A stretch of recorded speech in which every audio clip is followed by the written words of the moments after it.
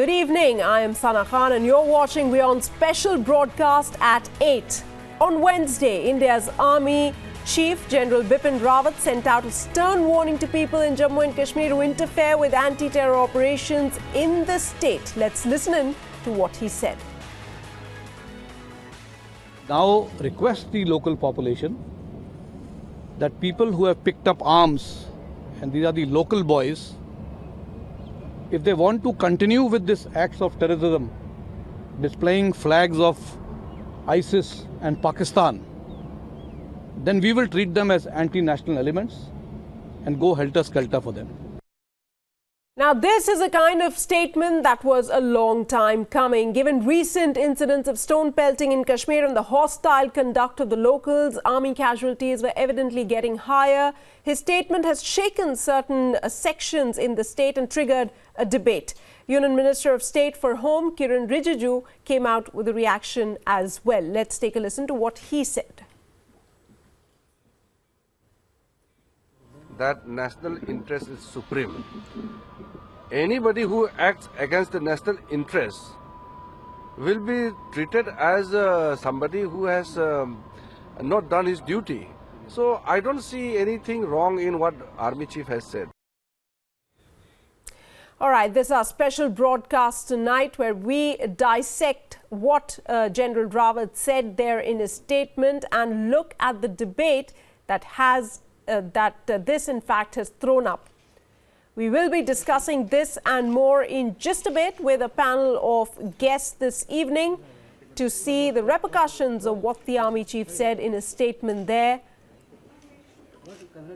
This in fact has brought in a lot of reactions from all political parties as well, calling his statement, making this in fact a rather controversial statement at this point in time.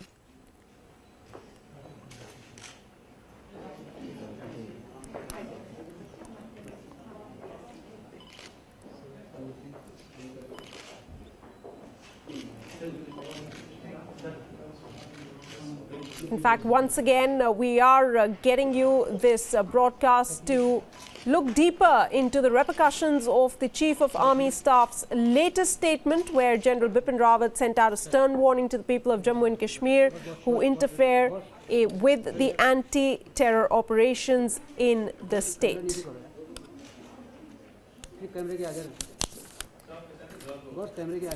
Well, he said that people interfering with the anti-terror operations in Jammu and Kashmir will be considered anti-nationals and will face action. This was a statement on Wednesday. He acknowledged that, adding that the hostile conduct of locals was causing higher casualties in the valley at this point in time. Joining me on the phone line right now is Mr. Sudhir Ranjan Sen. He's the Deputy Editor of the Huffington Post. Thank you, Mr. Sen, for speaking to us. What do you make of General Rawat's statement there? Well, I mean, General Rawat's statement, while it makes it very clear as to the position that the military and the army is going to adopt in the coming few days, whereby they have made it very clear that, you know, if you oppose any or you try to intervene into any kind of a military operation, you will be taken in as a overground worker of the separatists, of the terrorists, and therefore consequences are there to pay. While that has been made clear, there is a lot of doubt that is creeping in, and these doubts are creeping in within the military as to whether the Chief of Army Staff should have said that. Number one, because you necessarily need to put everything out so blunt and straight.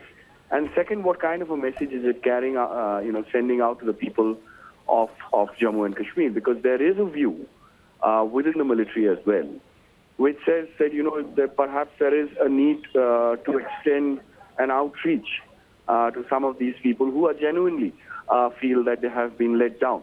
While there is no doubt that Pakistan has been kind of playing in troubled waters and therefore instigating these kind of stone throwing, instigating intervention or instigating obstruction of the operation, there is also a side which feels that there could be a sense of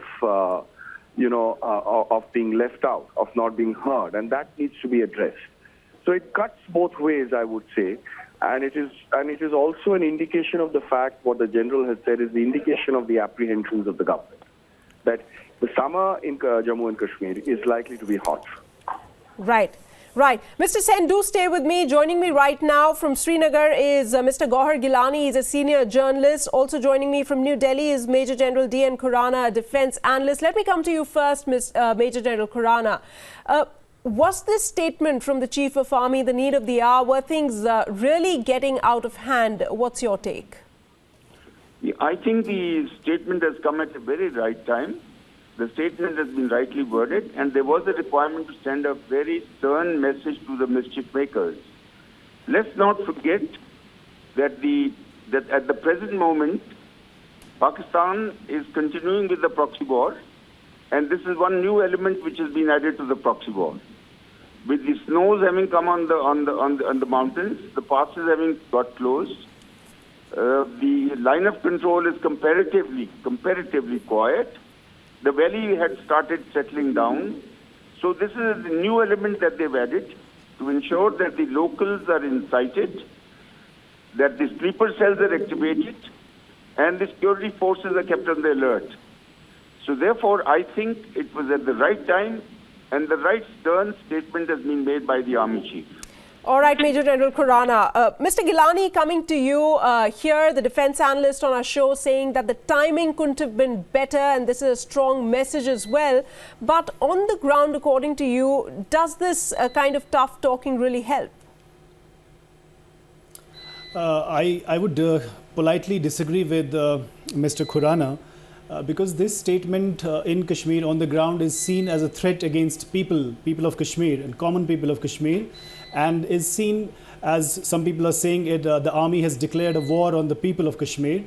And if you remember in 2016, when Lieutenant General Mr. Huda made a very good statement when he said that army was losing a battle for a narrative in Kashmir. The problem is not stone pelting. The problem is not why people are coming out in support of the armed rebels. The problem is Kashmir issue. And people and political parties and groups across the ideological divide are pressing for a political solution to this political dispute. If you see everything from Pakistani prison and the prism of Pakistan and say that all locals get instigated because of Pakistan, I think that will be a misreading of the entire situation. The problem is local. People see it as a political issue and they want a political solution to this political dispute. Okay. And that's the ground reality. But Mr. Gilani, let me ask you this. When Burhan Wani was gunned down by the security forces, even the recent incidents where 3 soldiers faced heavy stone pelting in Bandipur, do you think that it was perhaps time for the army to take a tough stand on what's going on in the valley, to rather control these elements, to curb such future actions, and to help them to stop the actions that the army is taking, which they allege has been happening quite often? I think you have to put entire armed rebellion in Kashmir in proper context. When the armed rebellion began in 1989, it was very popular. The people supported it. Because in what had happened in 1987, there was this rigging in elections, and all national conference candidates were declared winners when they had actually lost the elections, and that's all history. Okay. And I think this was chosen as a last resort to solve this issue, to internationalize Kashmir dispute. I think army will only bring a bad name to itself, because this is essentially a political problem and it has to be addressed by India, Pakistan, New Delhi, Islamabad, and the people of Kashmir who are the stakeholders. Okay, my next question is to both of you, Major General Khurana as well as Mr. Sen. Let me first come to you, Mr. Sen. Now, there are elements in the valley who've been brainwashed and have a distinct motivation for their actions, but some young kids we know and have seen just ape the very act of stone pelting, seeing other elements do it. Are they, as the army chief said, overground workers of terrorists? How is the army going to make a distinction here? Let me come to you first with that, Major General Khurana. Yes. With due respect to the previous speaker, I think we cannot isolate the two problems. It is a political problem, no doubt at all. But I think it's a major problem which the security forces at the moment are tackling. And it is Pakistan's very firm commitment, which they say to the so-called freedom movement in Kashmir, that they keep on trying one tactic after another. So what happens? We as security forces, we are very conscious, the army is very conscious that it must have goodwill, it must help the locals. No Indian army is going to go and kill its own people. Kashmiris are our people. But when you have the sleeper cells activated, when you have the local insurgents activated, and when the forces have to take action in the interest of the local population, in the interest of peace and tranquility, at that time, if you find these people come and cordon, break the cordon, they help the terrorists to escape, they prevent the security forces to take the suitable action, what are the security forces supposed to do? Are they going to let these terrorists escape from there? Are they going to let these stone pelters, who may be young, misguided people, or who may be paid people? I'm sorry, I'm going to make a strong statement. When this demonetization came along and there was no money, there was all quiet. Then the banks start getting looted, the money becomes available, and here we are, we get stone pelting again. Please remember, when you have your security forces deployed, they have a job to do. I am absolutely convinced the security forces must avoid collateral damage. The security forces must not inflict casualties on the innocents. Right. But for God's sake, let the security forces not be there with their hands tied at their back. The security forces have to use the means that are available to them. Got your point, Major General Khurana. Right. Yeah. Gohar, I believe, wants to respond to what Major General Khurana said. Let's get him in and then we'll move on. Yes, Mr. Gilani. I want to have a quick response to what Mr. Khurana said. Very politely, I would like to remind him, there were 300,000, according to moderate estimates, and I have visited Tral and South Kashmir. There were about 300,000 people who attended funeral of Burhan Wani. So would you treat all 300,000 people who attended the funeral as overground workers? So that's why I'm insisting that the problem is essentially political, which needs a political solution, not a military solution. It will only if there are collateral damages and if there are civilian massacres, which happened also in the 90s, like Bij Bihada. It will only bring bad name to the army and it will not solve anything. The problem will go out of hand. That's let me get in Sudhir Ranjan Sen on this as well. Now, we've been talking about your line got disconnected. Elements within the valley who've been brainwashed and have a distinct motivation for actions, but there's some other young kids. We see that they just ape the very act of stone pelting, seeing these other elements do it. So how is the army, according to you, going to make that distinction? No, well, I have also a question for General Khurana. The military made it very clear when in 2016 the stone pelting was at its height that they will not get into crowd control, which is of course not the job of the military. That is understood and point well taken. But interestingly, the military also said that they will not move with the CRPF and the BSF. Why was that? The reason for that was very simple. There were excesses that were being committed by the paramilitary forces, and the military very carefully extricated itself out of that situation of being identified with the paramilitary forces, which is why during the stone pelting, the peak of stone pelting, we did not see so much of anger against the military because it had adopted a very nuanced approach. And I think that there is a need for a nuanced approach rather than painting everybody with the same brush and saying that, if you are out, then you are an overground worker. While that may be the case in some, or many, for many of them, there is an element where people have been misguided, and that is where, perhaps an outreach is going to work, perhaps a political solution is required. Right. In fact, we will be talking more about if there's a different approach that one can adopt here. But Gohar, coming to you, we want to find out how the Army Chief's statement is being seen on the ground in the valley. Especially, we've seen months of unrest there in Kashmir. Things have just about starting to, get normal. I don't know.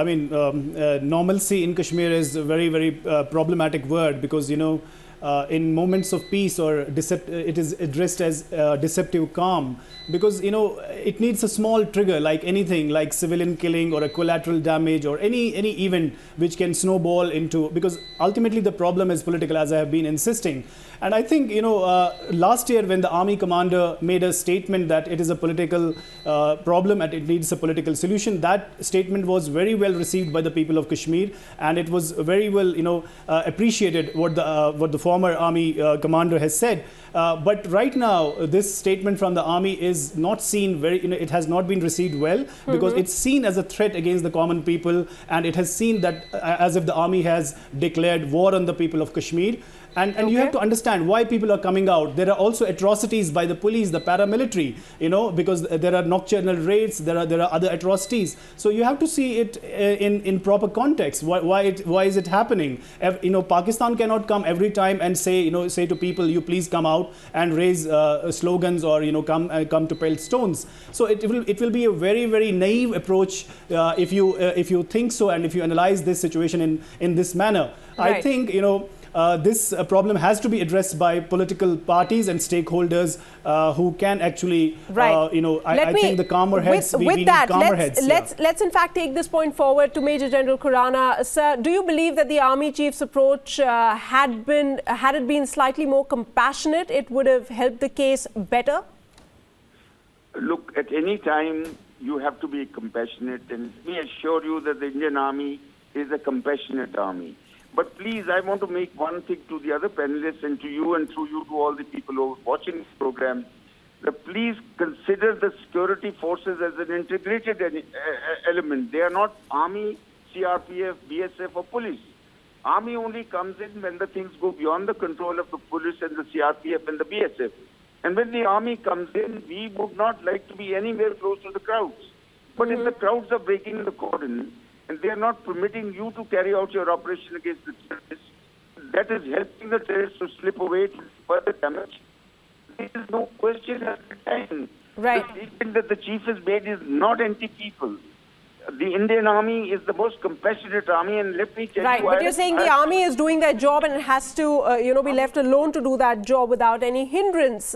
On the other hand, Mr. Gaur Gilani is saying that there's another case of atrocities by the security forces as well as the Kashmiris. But Mr. Sen, coming to you, do you think then, in view of the stone pelting, and we see a lot of youth engaging in doing that, engaging with the youth for the administration is a more viable option rather than tough words? Or do you think that this perhaps is the way to go forward, as Major General Khurana says?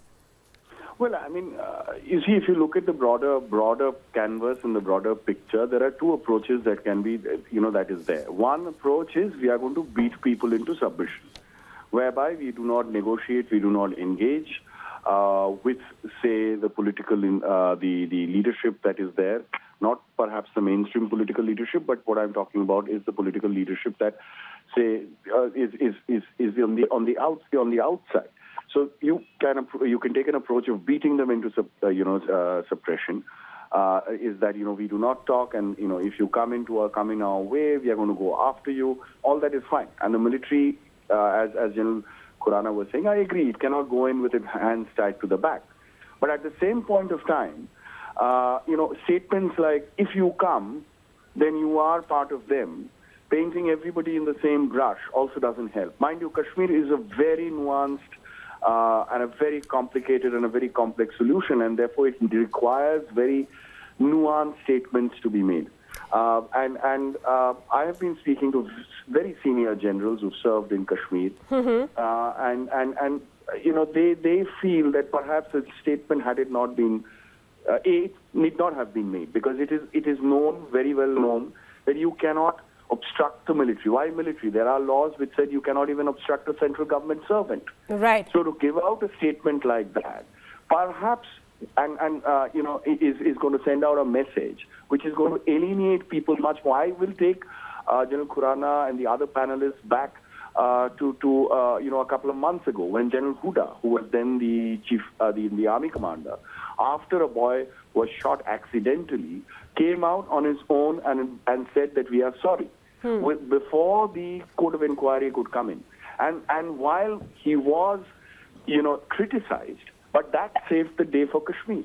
The unrest that would have likely to have followed did not. So perhaps a change in approach would help. Let's move on to the last part of our debate here. A couple of more questions before we wrap up. While the need of the hour is indeed tough talking, there's also a strong case for weaning misguided people back to the mainstream. How should the administration handle that?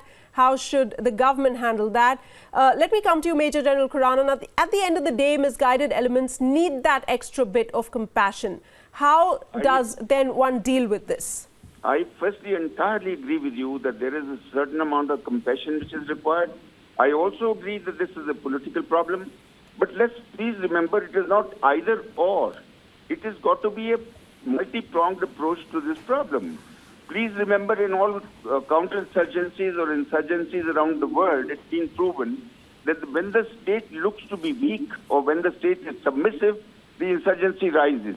Now, unfortunately here, our neighbor is waiting for all these possibilities. We must take the whole picture into context. What was there before the snows fell?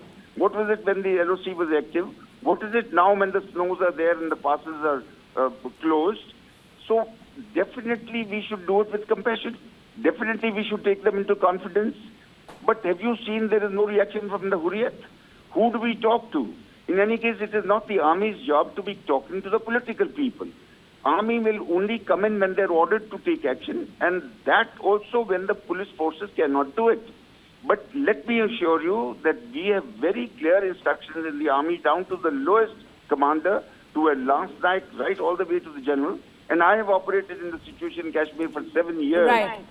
That you will be compassionate, you will use minimum force, you will avoid force, you will give the warning. But then we must accept that you cannot allow an army to be surrounded by the people and their rifles snatched away. You cannot allow the army to be watching when the terrorists are slipping away. Yes, Right.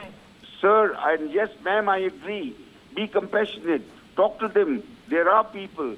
But Got your point. Got your point, Major General Khurana. Nobody feels that Right. we are submissive and we take it lying down. Right, absolutely. But one must also then continue to remember that the situation that is presently in the valley and has been for years, it's quite a unique one. Gohar, coming to you, will this kind of tough talk help segregate the actual troublemakers from the misguided? What good can possibly come out of statements like these, according to you? No, I take strong exception to this, description of people as misguided or miscreants.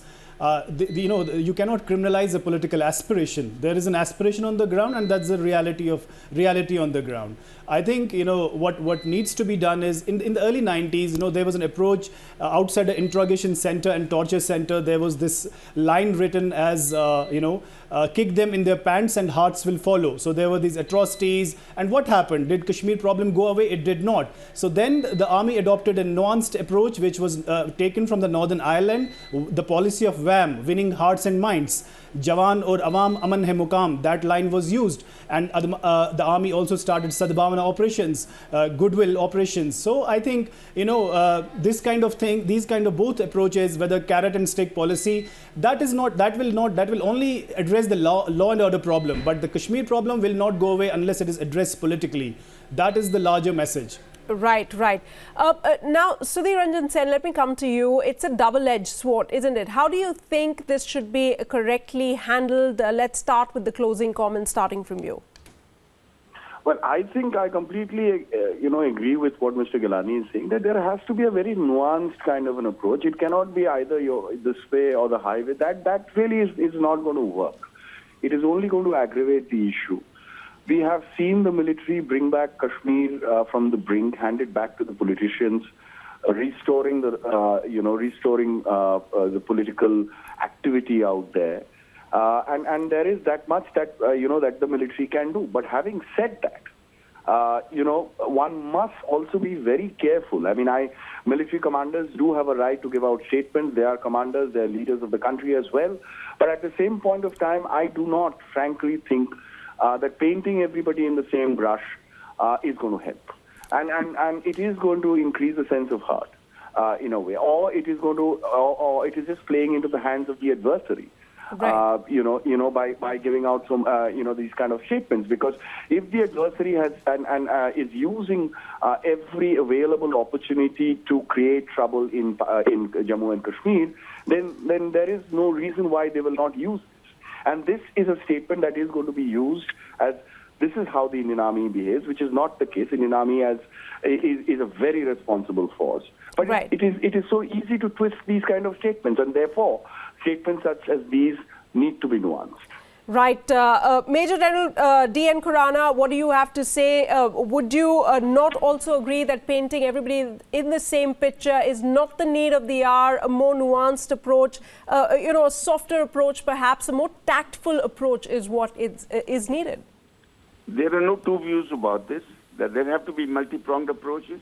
There have to be a political approach. There has to be a sadbhavna.